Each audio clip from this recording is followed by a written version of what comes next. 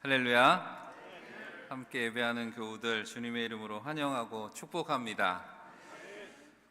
지난 주일 예배에 참석하지 못하셨던 분들은 새해 예배가 좀 달라졌다 하시겠죠? 뭐가 달라졌어요? 네, 사회 보시는 목사님 가운 입었고 또 네, 멘트를 좀 줄였다고 말씀을 드렸습니다. 왜 그렇다 그랬어요?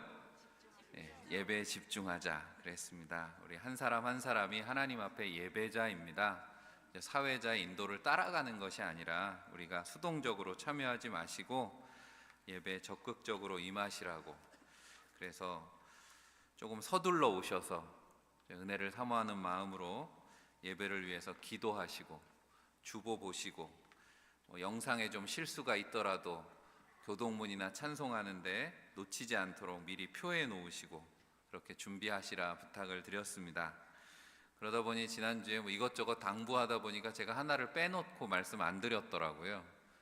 송영이라고 우리가 예배 순서에 있습니다. 교동문 다음에 송영이라고 한자어라서 의미를 잘 전달이 안 되는 것 같아서 다음 주부터는 영광송이라고 그렇게 바꾸겠습니다. 하나님께 영광 돌리는 그런 시간입니다. 그래서 제가 오늘 저랑 박장로님이랑 앞에 강단으로 돌아섰잖아요. 사회자는 인도를 해야 되니까 당분간은 돌아서지 못할 것 같고, 우리 찬양대도 그 시간에는 송영할 때는 앞에 보지 마시고 앞에 십자가를 바라보고 함께 하나님께 영광 돌리면 좋겠습니다. 괜찮지요? 네. 지난 한 주 어떻게 지내셨습니까? 이렇게 질문하면 뭐라고 대답해야 될지 모르겠죠. 제가 좀 구체적으로 질문을 드릴 텐데 새해가 된 지 벌써 2주가 지났습니다. 보름 가까운 시간이 훌쩍 지났습니다. 이렇게 질문 드립니다. 말씀과 기도로 사셨습니까? 네. 아멘 소리가 일부에도 좀 작더라고요. 이거는 솔직하게 대답할 수밖에 없기 때문에 그런 것 같습니다. 제가 올 한 해 동안은 계속 자주 확인할 겁니다. 왜냐하면 이것은 예수님께서 부탁하신 일이기 때문에 그렇습니다. 마태복음 4장 4절에 예수께서 대답하여 이르시되 기록되었을 때 사람이 떡으로만 살 것이 아니요 무엇으로? 하나님의 입으로 나오는 모든 말씀으로 살 것이라 말씀하셨습니다. 주님이 이 말씀을 하신 게 언제입니까? 광야에서 사탄에게 시험을 받으셨을 때 마귀의 첫 번째 시험을 이기시면서 하셨던 말씀입니다. 이 돌덩이를 떡으로 만들어 봐라. 배고프지? 우리도 날마다 먹어야지 삽니다. 하지만 그리스도인들은 말씀을 영의 양식으로 삼아 살아가는 사람들인 줄 믿습니다.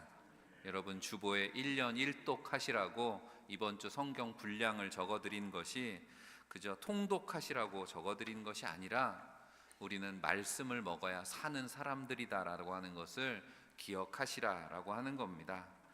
또 시간을 내어서 기도하실 줄 믿습니다. 하지만 가만 보면 우리 교회는 기도로 모이는 시간이 많습니다. 매일 새벽마다 모이고 수요일날 오전과 저녁에 기도회로 모이고 또 금요일에도 저녁에 기도회로 모입니다.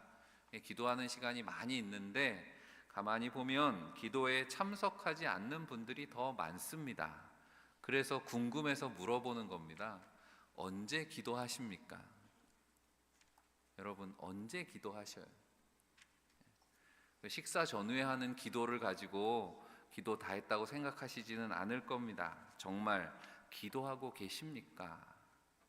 마태복음 26장 40절과 42절에 예수님께서 제자들에게 이렇게 말씀하셨습니다. 너희가 나와 함께 1시간도 이렇게 깨어 기도할 수 없더냐? 시험에 들지 않게 깨어 기도하라.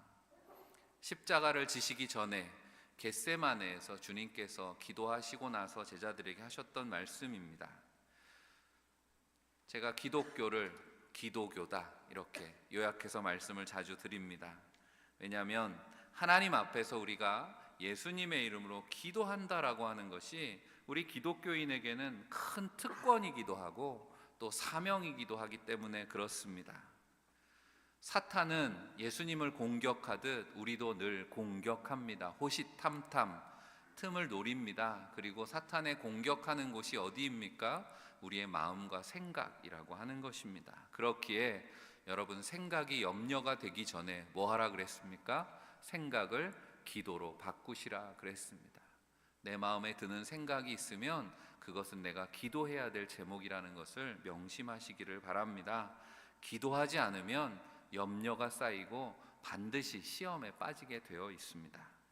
주님 말씀대로 1시간 정도 집중해서 기도하는 시간을 갖고 계시냐라고 묻는 겁니다.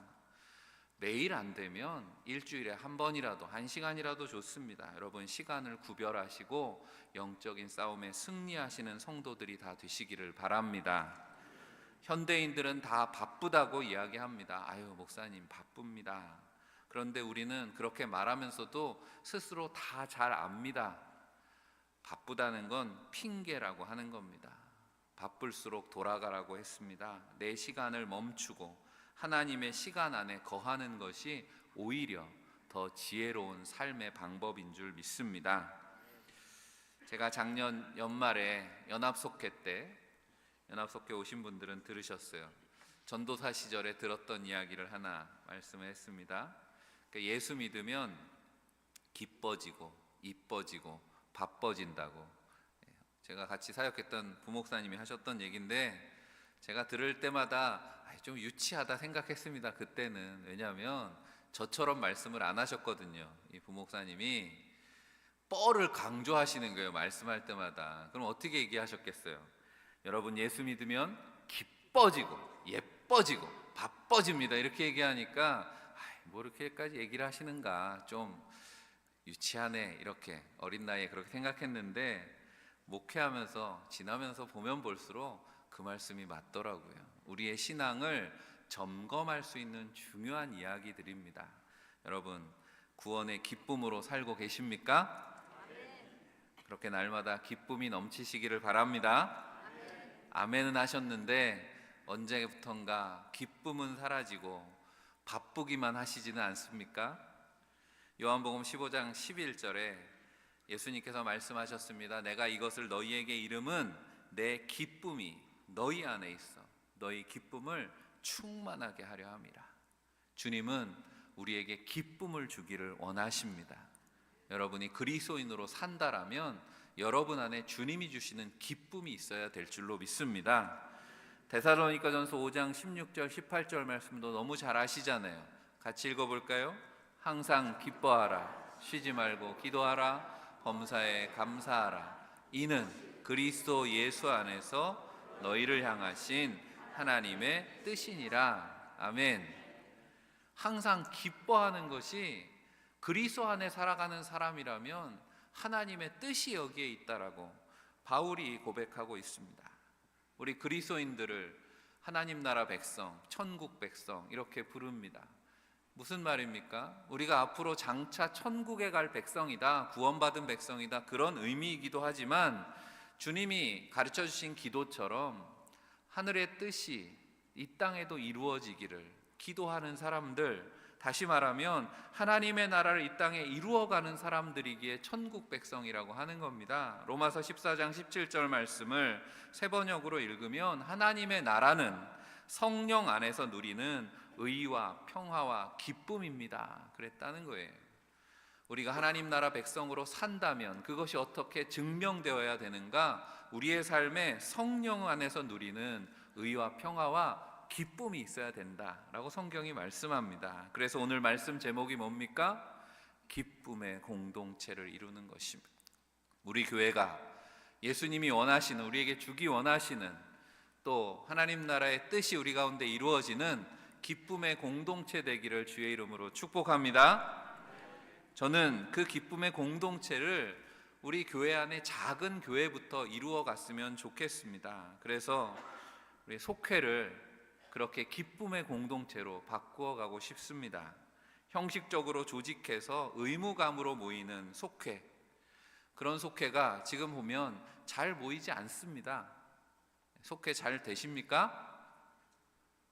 그래도 아멘 하시는 분이 한두 분은 있어야지. 코로나 이후로 모든 교회들이 다 이 속회 문제로 골머리를 앓습니다. 어떻게 하면 교회가 좀 건강해질 수 있겠는가? 교회라고 하는 것이 결국 주님 부르심 받은 공동체인데, 대그룹도 있지만 그 대그룹의 기초는 작은 소그룹들입니다. 이 소그룹이 건강하게 세워져야 될 텐데 어떻게 해야 될까 고민이 많습니다. 연합속회 때 그래서 한번 말씀을 드렸습니다. 새롭게 모이게 되는 속회는 기쁨의 공동체가 될 것입니다. 그래서 제가 그냥 이름을 붙였습니다. 앞으로 우리 속회는 조이풀이라고 붙일 겁니다. 조이풀, 이게 영어잖아요. 이게 뭐예요? 기쁨 가득한, 이런 뜻입니다. 기쁨이 넘치는, 예수님의 뜻대로 하나님의 기쁨이 우리 가운데 넘치는 공동체 되시기를 축복합니다.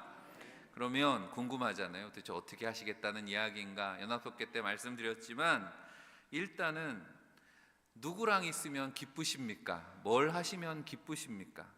나를 기쁘게 하는 것이 무엇인지 믿음 안에서 한번 생각해 보시기 바랍니다. 그러면 그 일로 모이시기를 바랍니다.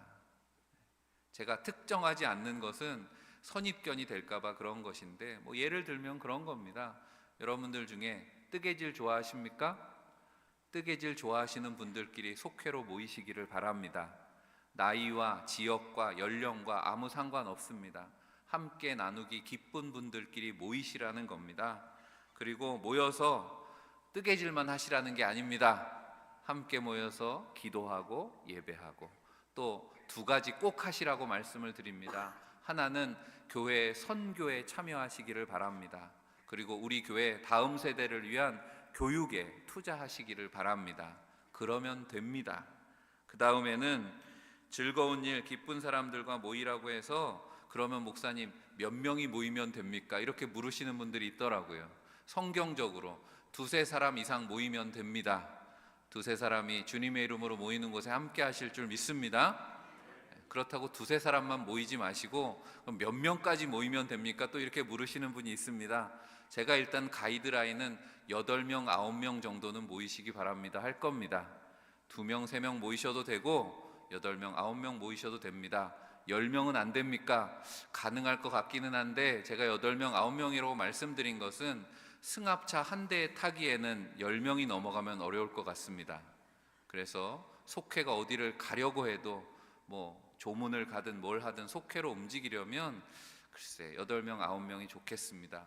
넘어가면 어떻게 합니까? 넘어가도 됩니다. 하지만 그럴 때는 속회를 2개로 쪼개시면 됩니다. 그래서 모든 속회에는 지금이랑 똑같습니다. 속장과 인도자가 있어야 됩니다. 이름은 좀 바꾸겠습니다. 어쨌든 속회를 이끌고 나가시는 리더가 있어야 되겠고, 그리고 그 속회가 부흥하면 새로 속회를 갈라지는, 요즘엔 셀이라고도 그렇게 이야기하는데, 그렇게 부흥하면 갈라져야 되니까 또 부리더가 있어야 되겠다 생각을 합니다. 더 자세한 내용은 설교 시간에 다 할 내용은 아닌 것 같아서 앞으로 여러분들에게 구체적인 내용이 안내가 나가고, 이제 새로운 속회 모이기 원하시면 신청하십시오 할 겁니다. 신청할 때 돼서 궁금하시면 저를 찾아오시든지, 제가 힘드시면 교구 목사님들한테 물어보시면 잘 설명해 주실 겁니다. 이해가 좀 되셨습니까? 그렇게 기쁨의 공동체로 모이시기를 바랍니다.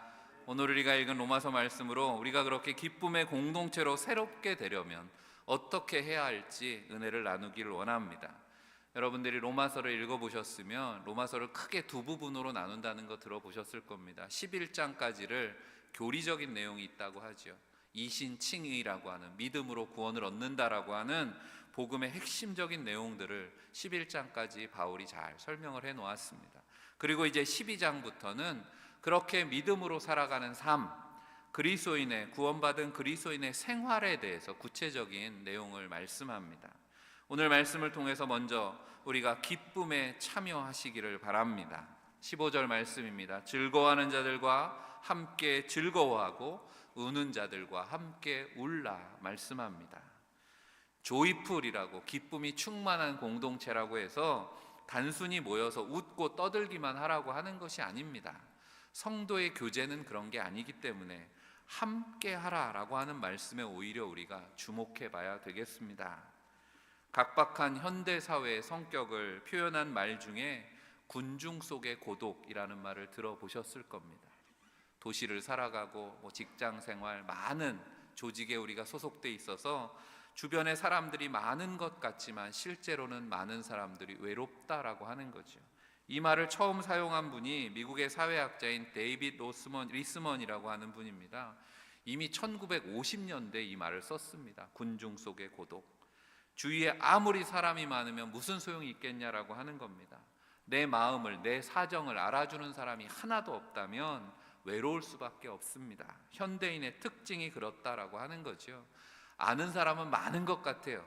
여러분들도 다 핸드폰 열어보시면 핸드폰에 주소록에 몇 명이나 저장되어 있습니까? 저는 몇 명이나 저장되어 있을 것 같아요.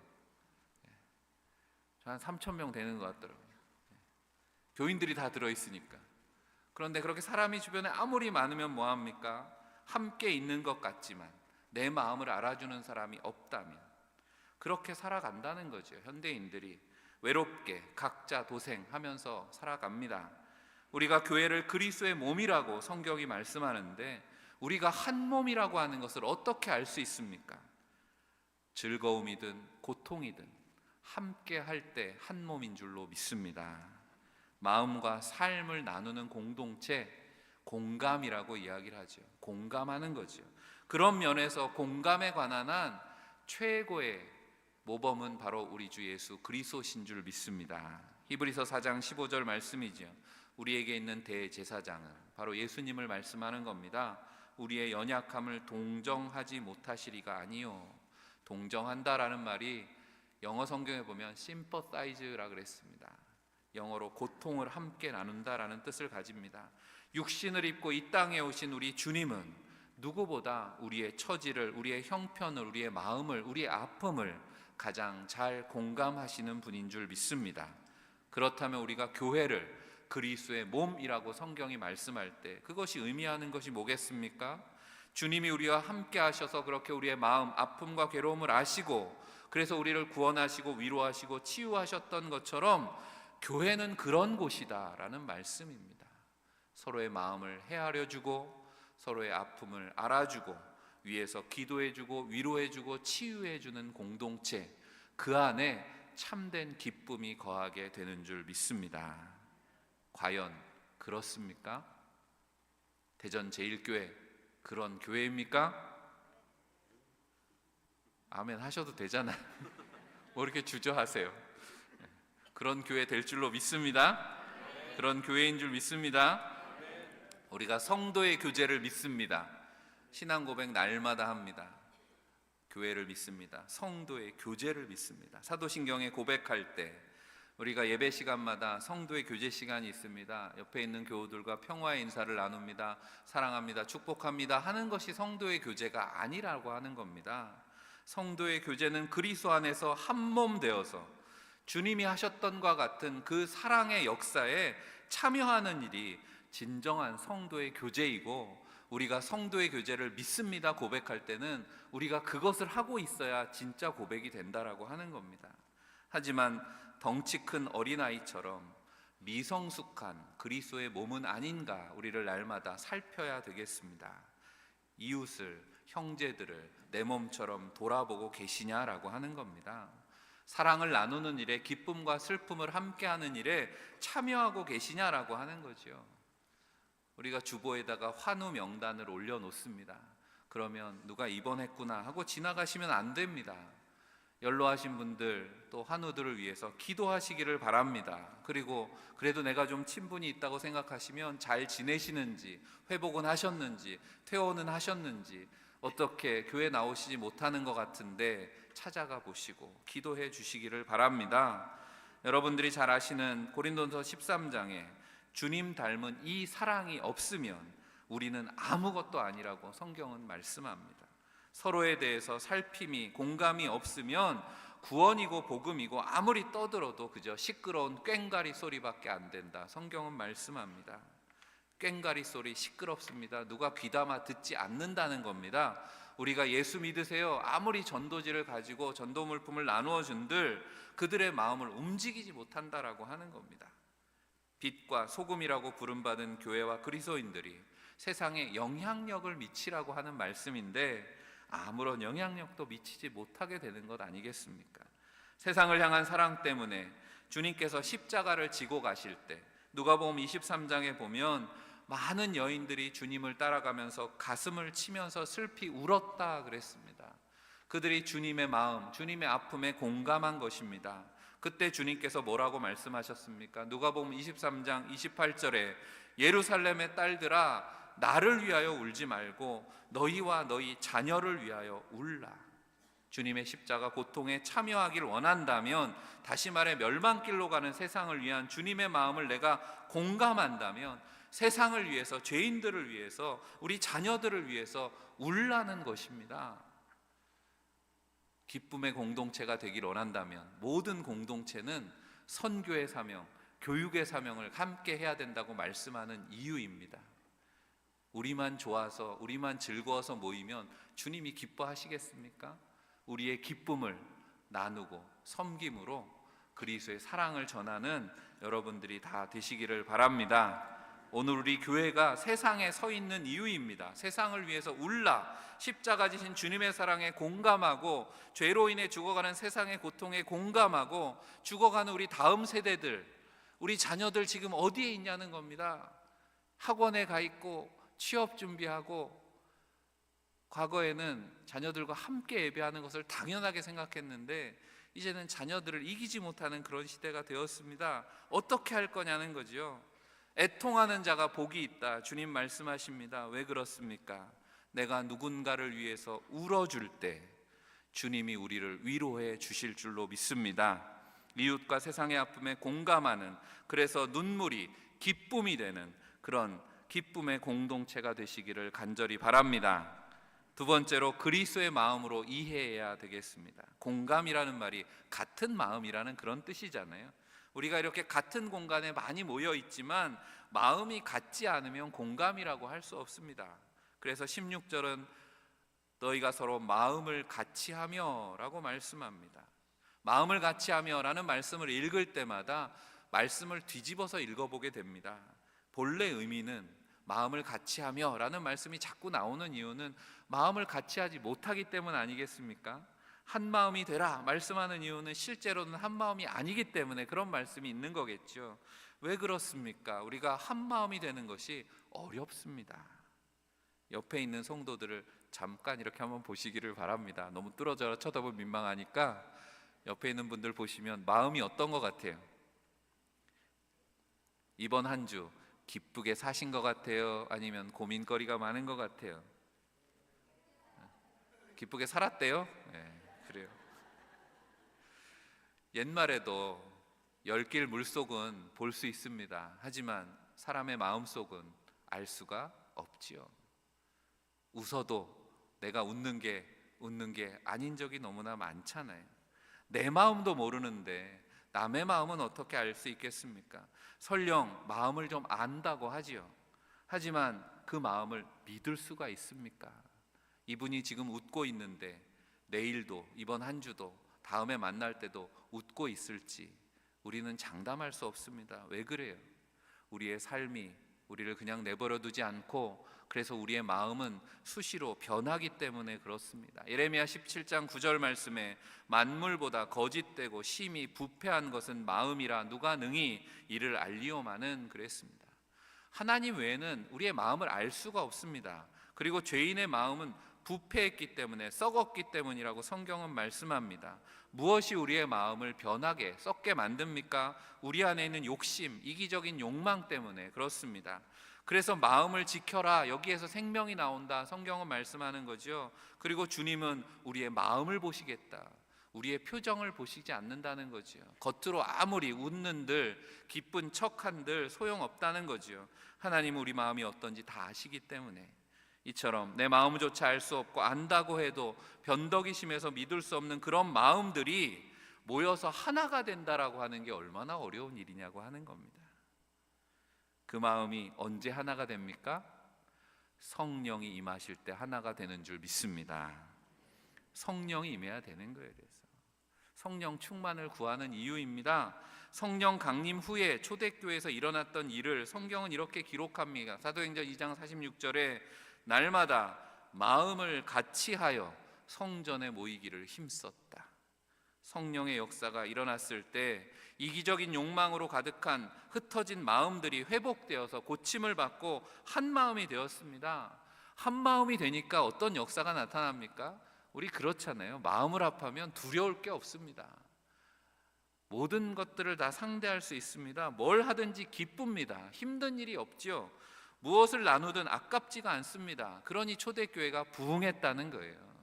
초대교회처럼 부흥하게 해주십시오 기도하신다면 우리 안에 성령의 충만을 구하시기를 바랍니다. 성령의 역사로 한마음 되시기를 축복합니다.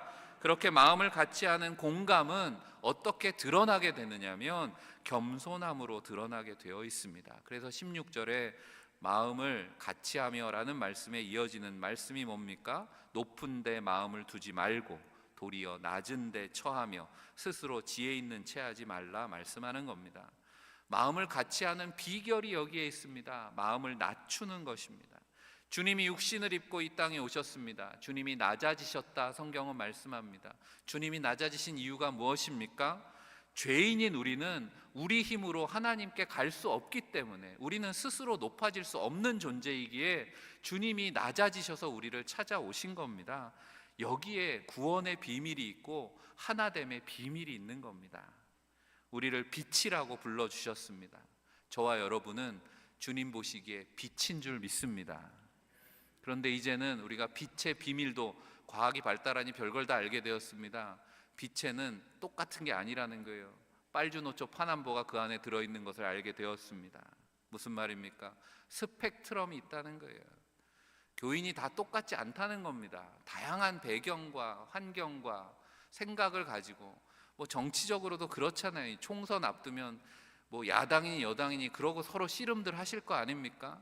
다 다르다는 거예요. 그런 다른 사람들이 모여 있는 겁니다. 그런 사람들이 한 몸이 되는 것이 어떻게 가능하겠습니까? 낮아질 때 하나 되게 되는 줄 믿습니다. 맞추는 방법이 여기에 있습니다. 높아지려고 하면 절대 맞출 수 없습니다. 낮출 때 맞출 수 있습니다. 주님이 제자들에게 말씀하셨습니다. 마태복음 20장 26절 27절 같이 읽어볼까요? 너희 중에 누구든지 크고자 하는 자는 너희를 섬기는 자가 되고, 너희 중에 누구든지 으뜸이 되고자 하는 자는 너희의 종이 되어야 하리라. 아멘. 그렇습니다. 신앙이 성숙한다라고 하는 것은 주님을 닮아서 낮아진다라고 하는 겁니다. 세상과 지위에 관계없이 교회 안에는 낮아지는 사람들만 있는 거죠.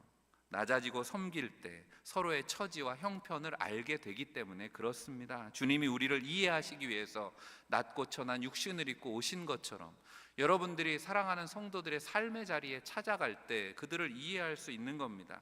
아직도 세상에서처럼 내가 세상에서 이만큼 배웠고 이런 지위에 있었고 그런 지위나 권력을 가지고 교회 안에서 대접받기를 원하는 사람이 있다면 우리는 그런 분들을 오히려 불쌍히 여겨야 됩니다. 신앙이 미성숙했기 때문에 그런 겁니다.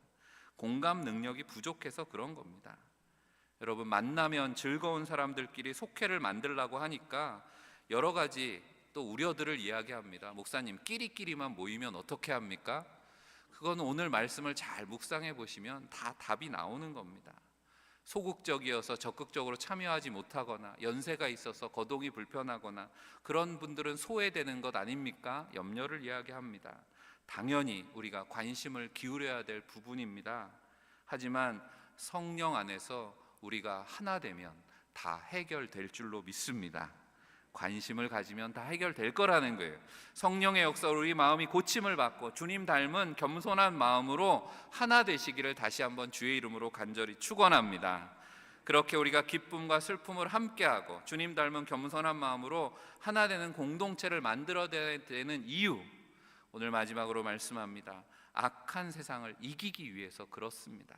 오늘 21절 말씀에 악에게 지지 말고 선으로 악을 이기라 말씀합니다. 우리의 삶에서 우리가 즐겁고 좋은 만남만을 가질 수 없습니다. 그건 순진한 생각이죠. 왜냐하면 세상에는 나를 이해해 주는 사람들만, 우리 교회를 이해해 주는 사람들만 존재하지 않습니다. 오히려 어떻게든 헐뜯고 공격하고 흩어놓으려고 하는 사람들이 더 많지요. 14절에 박해하는 자, 17절에 악한 자, 19절에 원수라고 하는 사람들이 등장하는 이유입니다. 이런 사람들의 공통점이 뭡니까? 공감하지 못한다는 거죠. 한 마음을 이루려고 하지 않습니다. 즐거워하는 자들과 함께 즐거워하고 우는 자들과 함께 울라 말씀하지만 공감이 없는 세상은, 악한 세상의 모습은 반대입니다. 상대의 기쁨은 내 슬픔이 되고 상대의 슬픔이 내 기쁨이 되는 그런 세상의 중심에 우리가 살아갑니다. 그런 세상을 이기는 성숙한 신앙의 능력이 바로 공감, 기쁨으로 하나됨에 있는 줄 믿습니다. 그런 세상을 어떻게 대해야 된다고 말씀합니까? 14절에 너희를 박해하는 자를 축복하고, 17절에 아무에게도 악을 악으로 갚지 말고, 20절에 내 원수가 줄이거든 먹이고 목마르거든 마시게 하라 말씀합니다. 이게 하나같이 쉽지 않은 그런 말씀입니다. 왜냐하면 되로 주고 말로 받는 것이, 그런 잔인한 세상에 우리가 말씀대로 하다 보면 바보가 되기 딱 좋은 태도이기 때문에 그렇습니다. 하지만 여기에 우리의 믿음 생활, 복음의 비밀이 있는 줄 믿습니다. 내 몸을, 내 이웃을 내 몸과 같이 사랑하라라고 하는 말씀은 그들이 사랑받을 만하기 때문에 사랑하라라고 하는 말씀이 아닙니다. 그러므로 그들이 나와 똑같은 죄인이기에 주님이 나를 죄인일 때 사랑하시고 예수 그리스도가 우리를 위해서 십자가 몸을 다 내어주셨던 것처럼 선으로 악을 이기기 위해서는 박해받는 자 원수에게 공감할 수 있어야 된다라고 하는 겁니다. 불쌍히 여길 수 있어야 된다라고 하는 것, 하나님의 사랑과 구원이 필요한 불쌍한 죄인으로 여기라라고 하는 겁니다. 그리고 그것은 오늘 말씀에 주님 앞에 맡기고 기도하라는 것이요, 우리가 우리의 힘으로 대적해서 이길 수가 없기 때문에 마태복음 5장 44절에 나는 너희에게 이르노니 너희 원수를 사랑하며 너희를 박해하는 자를 위하여 기도하라 말씀합니다. 기도한다는 건 하나님께 맡기는 것입니다. 그리스도인의 가장 적극적인 무기입니다. 우리가 영적 성숙을 위한 훈련에 빠지지 않는 과목이 기도인 이유고, 성도를 거룩하게 하는 삶의 비밀이 바로 말씀과 기도에 있습니다. 조이풀, 기쁨의 공동체는 기도와 말씀으로 선교하고 교육하는 공동체가 될 것입니다. 시편 126편 5절에 눈물 흘리며 씨를 뿌리는 자는 기쁨으로 거두리로다 말씀하셨습니다. 무슨 말입니까? 우리가 익숙했던 곳에서 떠나서 그런 속회 제도에 오랫동안 길들여져 있기 때문에 그냥 올해도 내년처럼 작년처럼 그렇게 가는가. 하지만 이것을 우리가 바꾸는 과정이 결코 쉽지 않을 것입니다. 마음에는 원이지만 우리의 생각대로 잘 되지 않을 겁니다. 하지만 성령 안에서 함께 기도할 때 하나님께서 기쁨의 열매 거두게 하실 줄 믿습니다. 사랑하는 성도 여러분, 우리를 구원하시기에 흘리신 주님의 눈물을 기억하시고 주님의 마음으로 세상을 바라보시고 눈물로 사랑의 씨앗을 뿌리는 교회와 성도들이 되시기를 바랍니다. 그래서 우리를 치유하시고 회복하시는 성령의 능력을 의지할 때 우리 비록 악한 세상의 한가운데 서 있지만 겸손한 마음으로 하나 되어서 말씀 따라서 깨어 기도함으로 믿음으로 승리하는 기쁨의 공동체를 세워나가는 우리 대전 제일교회 되기를 주의 이름으로 간절히 축원합니다. 기도하겠습니다. 이 시간 기도할 때 여러분 주님 안에서 하나됨을 기뻐한다면 옆에 앉은 분들과 오늘은 손잡고 기도합니다. 옆에 앉은 분들과 가까이 계시면 손잡고 함께 기도합니다. 오늘도 살아계셔서 우리와 함께 하시는 하나님, 맞잡은 성도들 손길마다 사랑으로 한마음 되게 하여 주옵소서. 함께하는 사랑하는 성도들이 기적의 한 해를 살도록 믿음으로 역사하여 주옵소서. 성령 하나님, 우리 안에 충만히 임하시기를 사모합니다. 우리 안에 주님의 마음을 담게 하셔서 겸손함으로 하나 되게 하시고 이웃의 성도들의 기쁨과 아픔을 공감하며 악한 세상을 이길 지혜와 능력을 믿음으로 더하여 주옵소서. 우리 가운데 연약한 육신들을 위해서 이 시간 함께 기도합니다. 주님 손길을 의지하오니 예수 그리스도 보혈의 능력으로 고치시고 치유하여 주옵소서. 해결되지 않은 인생의 문제들을 안고 주님 앞에 나왔습니다. 수고하고 무거운 짐진 자들을 부르시고 쉼을 허락하시겠다고 약속하신 주님의 손길을 의지하오니 평안으로 응답하시고 자유케 하여 주옵소서. 사랑하는 이들의 회복과 구원을 위해 기도합니다. 주님 능력의 손을 펴시고 살려 주옵소서. 기쁨의 근원 되시는 우리 주 예수 그리스도의 이름으로 간절히 기도하옵나이다. 아멘.